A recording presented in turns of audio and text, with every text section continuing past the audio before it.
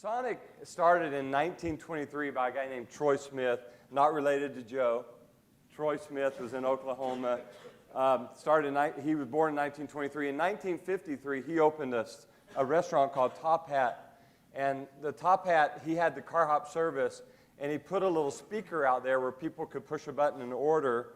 And then he got the bright idea of service with the speed of sound, and that's where the name Sonic came up with.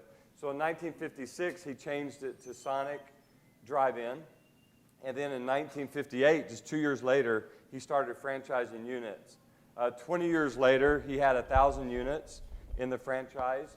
And I'm going to show you, this is one of the original menus. A hamburger was 35 cents for a quarter-pound hamburger. Those days are gone. This is the first commercial. Check this out. It's hilarious.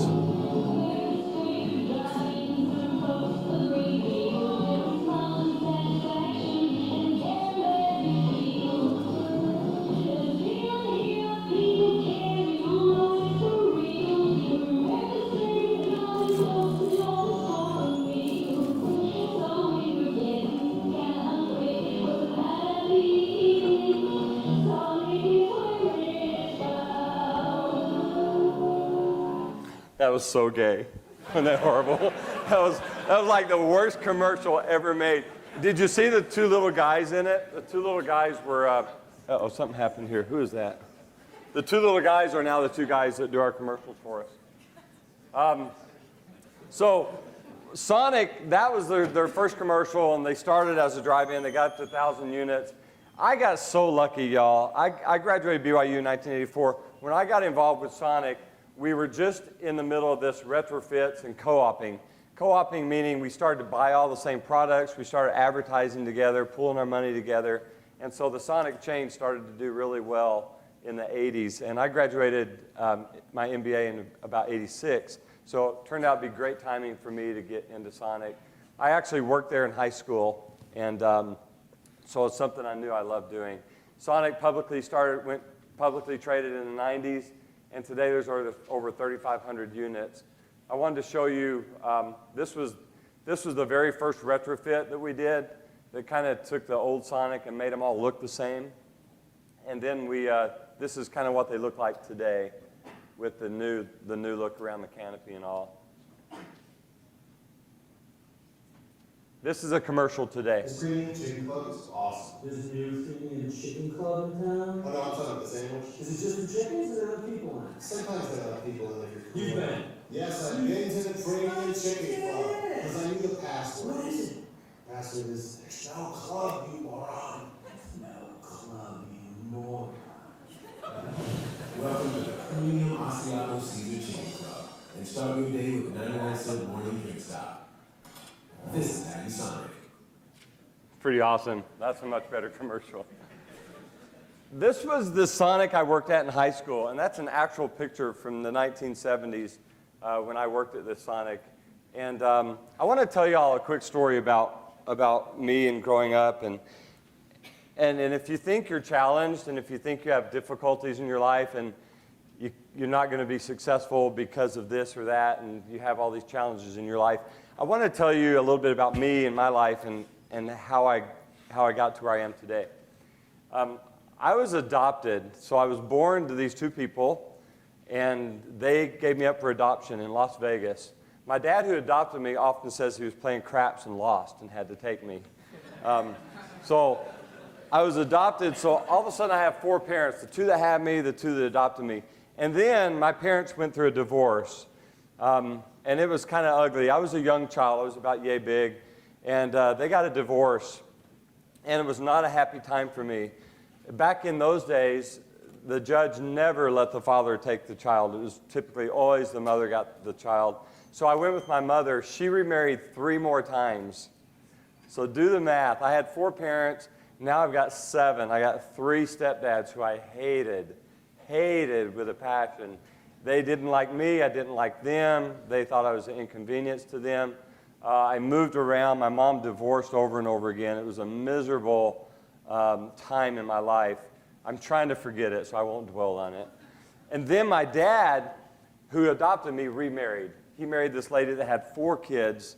And then my dad had 3 kids that were adopted. So all of a sudden, the Brady Bunch came together. My dad went to court. He got me, and so I got to go live with my dad and his new wife, who really didn't care for me either. So I have 8 parents. I have 35 stepbrothers and sisters. And then when 1972, my dad packed up a U-Haul and moved to Mississippi. Anybody from Mississippi?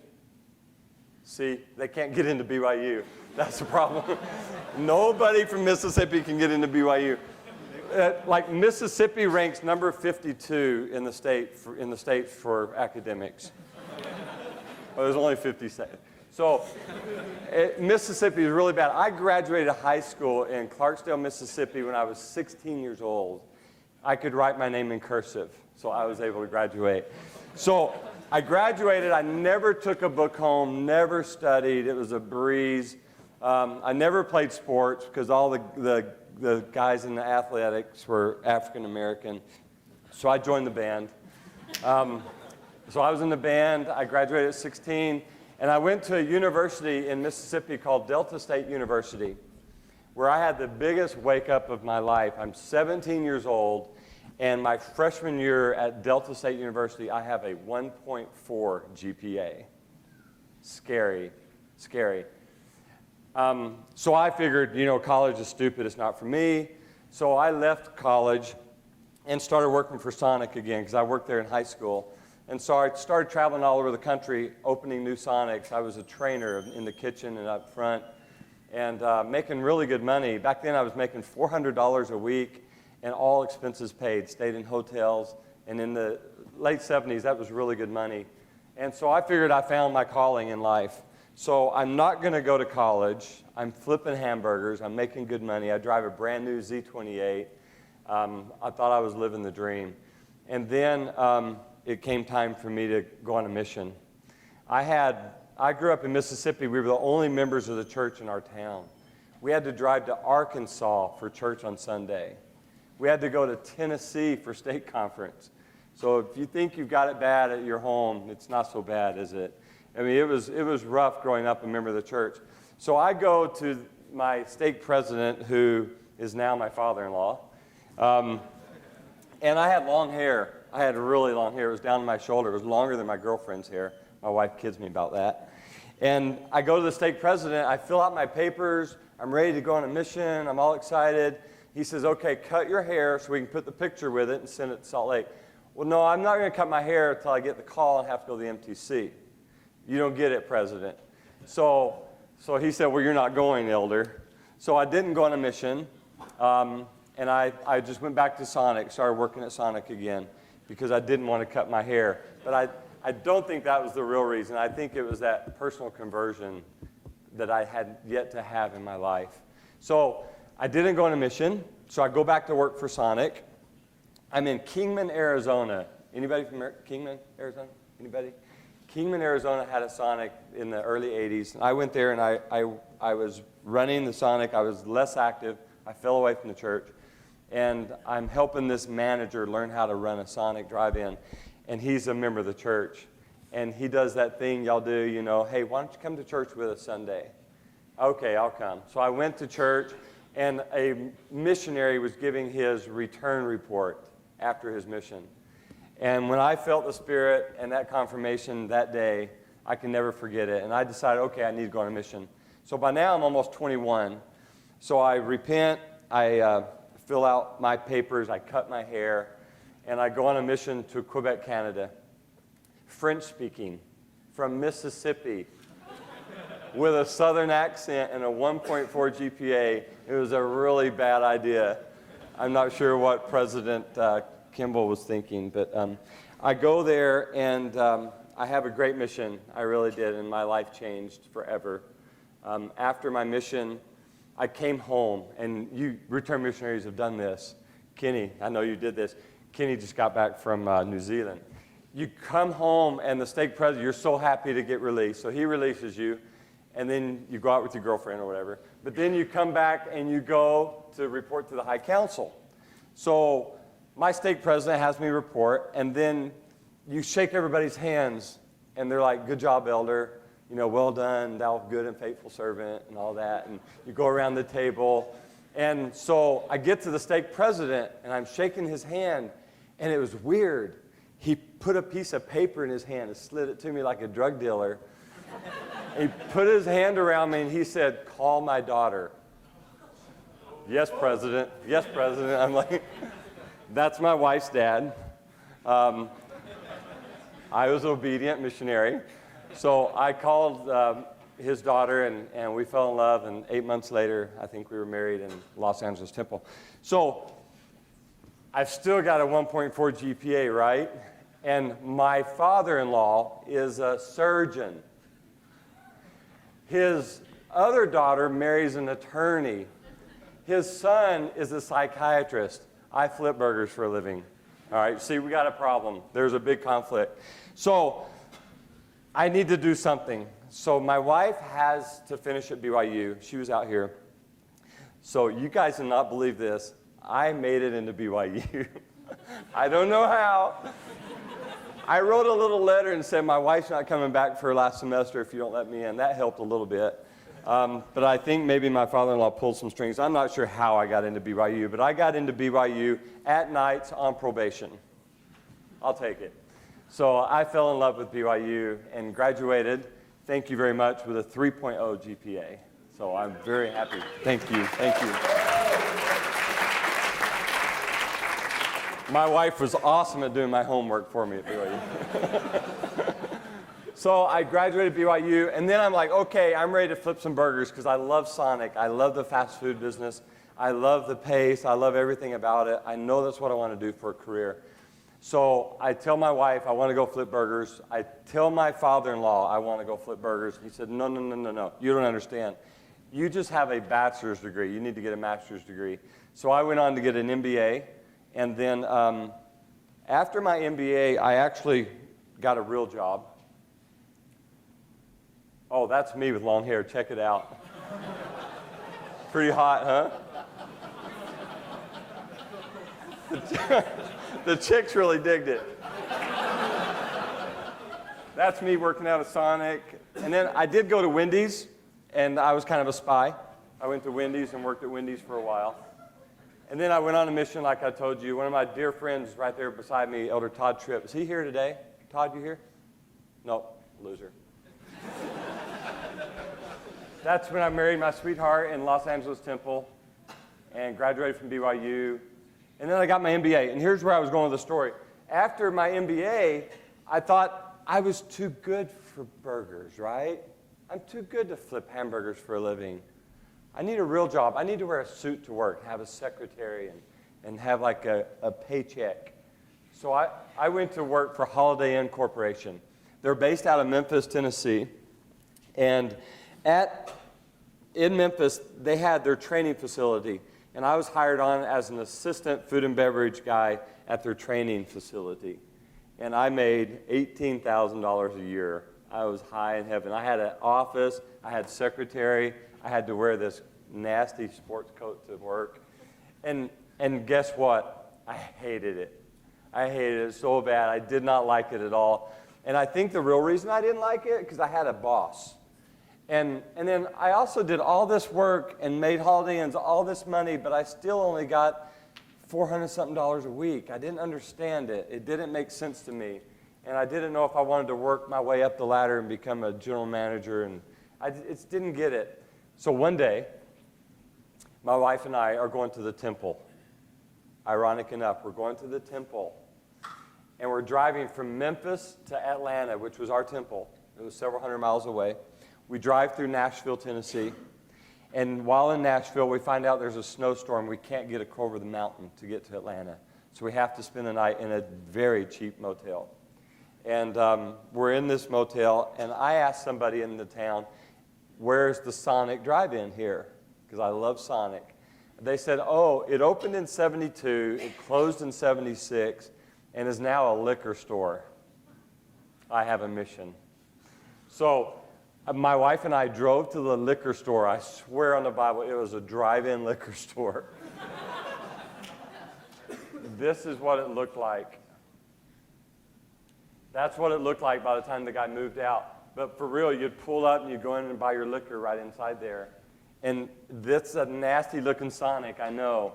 And so I went in and I asked the guy, I said, are you interested in selling? Because this used to be a Sonic. In fact, all the kitchen equipment was still in there and everything. I'm like, I have a vision here. I can do this. So I went in and asked him if he was selling. He had just got caught selling liquor to a minor and lost his license. So the Lord blessed me on the way to the temple with a liquor guy who lost his license. So I offered, I don't know where the number came from, out of the blue, $150,000, dude, 150 grand for your land, your building, everything in it. He said yes. I'm like, oh no, what do I do? Because I made $400 a week. I didn't have 150 grand. So I had a dilemma, but I had an opportunity. I wanted to turn this into a Sonic. So I went to Sonic Industries and found 3 Sonic guys, and they all put up $65,000 each. $150,000 went to buy the property, and then the rest of the money was spent to renovate it to make it look like a Sonic again. And I received 40% ownership in sweat equity. So that's how I got started. So we opened this closed Sonic liquor store into a Sonic. It was next to the city trash dump, and Walmart, when we bought it, announced they were moving across town. So imagine what our poor bishop thought when we moved into town. He thought, these people are nuts. But we turned it into a beautiful Sonic, and I worked there for 4 years as the general manager. I worked probably, Anita will attest to this, probably average 75 hours a week. Some weeks I worked 100 hours a week. There were times I'd walk out of the front door and walk up and down the street handing business cards out, begging people to come. I'll never forget the night my wife and I were on our knees because we were $9,000 in debt and we had no income. And we had all these bills at the Sonic and no way to pay them. And I didn't want to call my partners. I refused to do that. So we kept plugging along. And finally, after 4 years, our Sonic became very successful. It was down the street from a high school. Walmart did move across town, but Kroger's bought the Walmart, and it turned out to be an okay side of town. So it turned out to be successful. During that 4 years, I got a job supervising 2 other Sonics in Nashville. And so I would manage my Sonic and then supervise 2 others at the same time. So that required a lot more hours. But for managing, they gave me 10% of the profit. So all of a sudden, I started to build this little bitty portfolio. And I was able to go to a banker and after the 5th year and borrow enough money to buy a piece of land, build a building, and build my first Sonic. That was in Ashland City, Tennessee, just outside of Nashville. But I built this Sonic, and then that next year, I built 6 more. So I was on fire. Hired a manager for the old store, hired a supervisor after that year, and then I just started building them. And today, Scott was off a little bit. Scott, I only have interest in 41. And remember, I don't own all of them, so when you see the next slide, don't freak out and ask me for money. What I do is I have partners, and I have this theory in my life that you can't swim across the lake with all the gold on your back. So I have a lot of partners, especially partners that wear aprons and actually serve hamburgers and help me run the operations. I have 41 stores. I have 3 director of operations now. I have 7 supervisors, and then, of course, 41 general managers. And I try to share the profit with all of them. What we do is we pay our managers what we call beans and cornbread. It's about $25,000 a year. I didn't want to pay them much more than I made out of my MBA school. So we give them about $25,000 a year, but then we give them 20% of the profit, and we pay that monthly. This is one of my better stores. I thought I would show off with one of my better ones. They're not all like this. I don't have any that lose money, but this is one of the better stores. If you'll look up here, in 2013, this store did $2.1 million in gross sales. In 2012, it wasn't much, the increase wasn't that great, but a small increase. You'll see our net sales were 178 versus 1803. So this is a busy Sonic. And I have to say this, and I love the Sonic guys here in Utah, but in the South, Sonic is a little different than it is here. It's kind of a tradition down there, and we're very busy. at $2 million is a lot of hamburgers. And so this is a good location. This is one store. If you'll look down here, I pay the manager right here, manager salary, $25,900. I don't know why he got $900. I need to work on that. It's only supposed to be $25,000. So he got $25,000, but look how much profit this sucker made. This Sonic made $367,000 in profit. So his bonus was a sweet $70K. So he made 70 plus 25. He made $95,000 for flipping burgers at one Sonic. I think that's pretty good. And you know what? People say you're going to have mustard on your shirt and you flip burgers for a living. I love it. I love it. And it makes really good money, and I really enjoy it. So I thought I'd share that with you. Not all things are golden that I touch. I'm sure a lot of entrepreneurs that give speeches here probably talk about this same thing, what happened in 2008, 2009. I thought I would be a millionaire and retire by the time I was 45. So I set out to do that. So when I was almost 45, I actually had a guy take over all my operations. And I kept some of the interest as a minority partner and let him become the major partner in my operations. And I kept all my real estate. That's one thing I learned from Ray Kroc. Anybody know who Ray Kroc is? Who's Ray Kroc? McDonald's guy. Ray Kroc was in a setting like this one time. He asked college students, what do I do for a living? And they said, oh, you do hamburgers. And no, I do real estate, he said. I learned that from Ray Kroc. So we own most of our real estate. Average Sonic pays about $9,000 a month rent. So that's pretty sweet. So I kept my real estate, sold my operations to this guy, and what took me 20 years to build up, he brought to its knees in about 3 years. Of course, he went through the bad timing as well. And so in 2009, I went and got all my Sonics back, took them over again, and have been running them since then. But while I was cocky and had a lot of money in my pocket, I invested in the construction business for residential construction.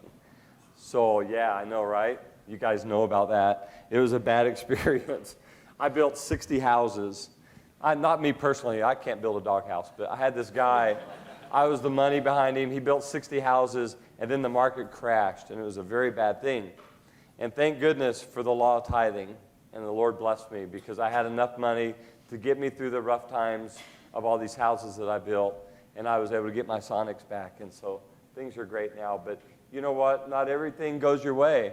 And if you read books about millionaires, lots of millionaires fail, and they go down to zero, and then they find their way back. And you just have to keep working hard and realizing that you can do tough things.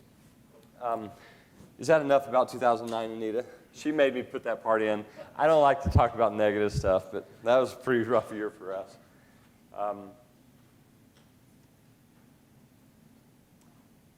If I could talk to you about a principle that is real close and dear to me. I don't have a clock. That says it's still 10 o'clock. What time is it?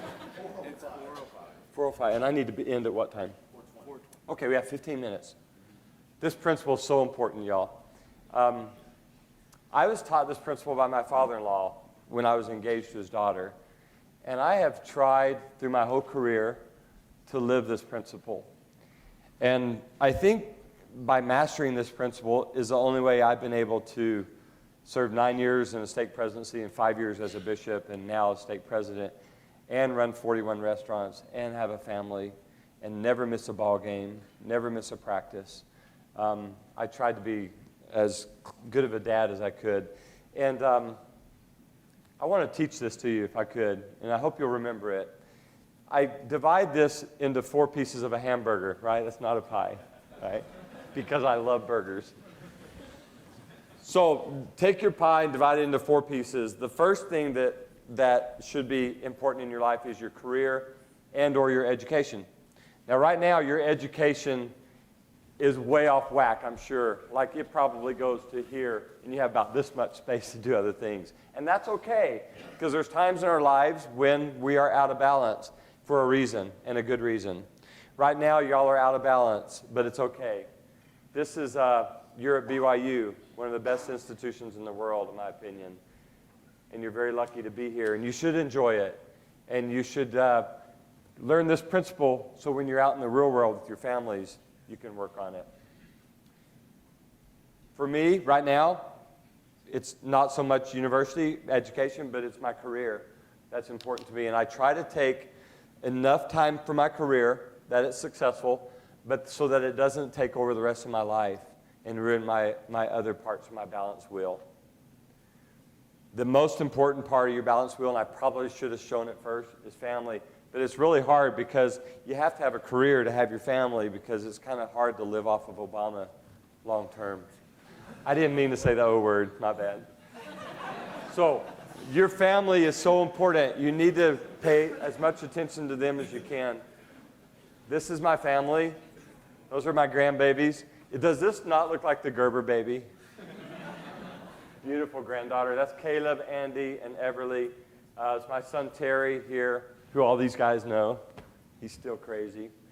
And then my son-in-law on the far end, who married my daughter. He's a Utah guy who now lives in Tennessee and owns 14 Sonics. Thank you very much.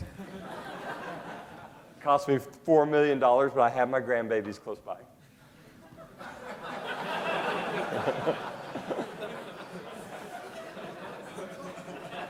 He's doing great, too, by the way. He has an MBA as well. He graduated from Belmont University and then an MBA at Middle Tennessee, who BYU plays this November, ironic enough. In Nashville, they play Middle Tennessee State University. And that's the only time of the year I'm not going to be in Nashville. I'm actually out of town that weekend, so I won't be at the game. This is my grandson and I. The reason I am not going to be in Nashville is I do Ironman races. And the Ironman Florida is on the same day BYU plays MTSU. I'm just torn up about that. I called Homo to see if he'd change it, but he wouldn't change it for me. This is my grandson. We were doing an Ironman race, and he's real important to me. This is my sweetheart, Anita. She's sitting right here. She's, you know what? She really is the reason I am successful and we are successful. She's ultra-conservative and helps me make great decisions. And we pray together every night, and I think that's real important. And our relationship is great, and I appreciate her being here. The other part that I try to pay really close attention to is my community or my church. If you're not LDS, you should be real involved in your community. If you are LDS, you should be involved in your community too, but also in your church service. I'll never forget the poor bishop who thought that because I was going to run the Sonic, I couldn't have a calling.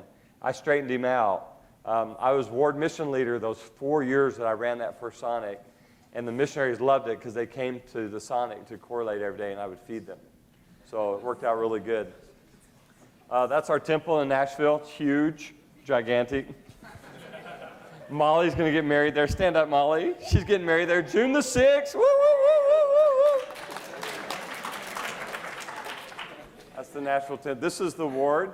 I wish I could find Molly in this picture. Molly, you're in here somewhere. And Ford and Gary. Anyways, this was a ward I was bishop of. I referee high school basketball, and this day I was doing Special Olympics. And I threw this up there just because we have to get involved in the community, y'all. We can't just be all churchy. I'm involved in the YMCA, Board of Directors, Exchange Club, other things that you can get involved in the community I think are real important, balancing your life. And then the most exciting part of your balance wheel is you. It's you. Do things that make you fun, that have fun and make you happy. This makes me real happy. This makes me even happier. That's my son-in-law behind our X45 Mastercraft. That's my grandson on my Harley. Oh my gosh, I'm spoiled rotten, I know. But you have to have fun. You have to enjoy life. That's me in St. Andrews in Scotland playing golf. I live on a golf course. That's me doing Ironman with my daughter, who is a 3-time Ironman. We do them together. Just do stuff that you love to do. Danielle graduated from BYU. In fact, she worked for the Center of Entrepreneurship, my daughter did. It's important to have balance in your life, brothers and sisters. It's so important.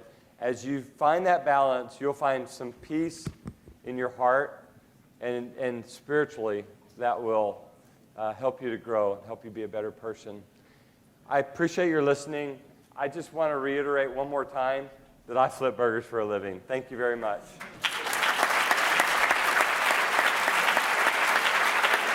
How much time do I have?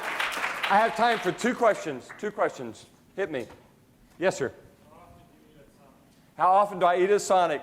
Almost every dadgum day. I swear I do. I love it. And I saw this Slurpee, Swifty drink place over here. The thing is, when I walk in Sonic, A, it smells amazing because we use real bacon, and real bacon smells so good to me.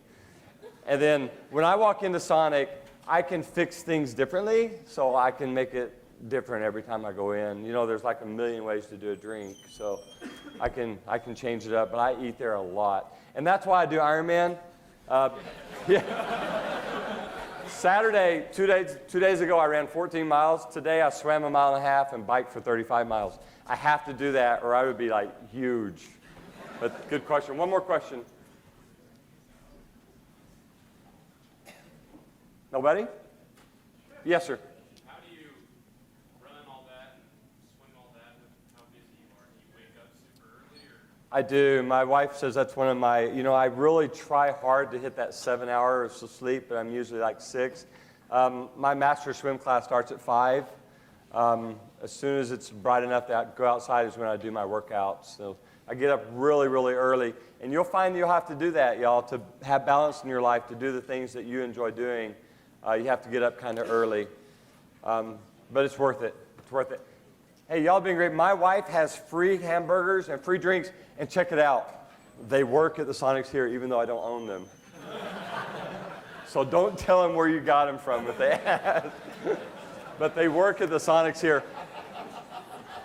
I do. I am generous.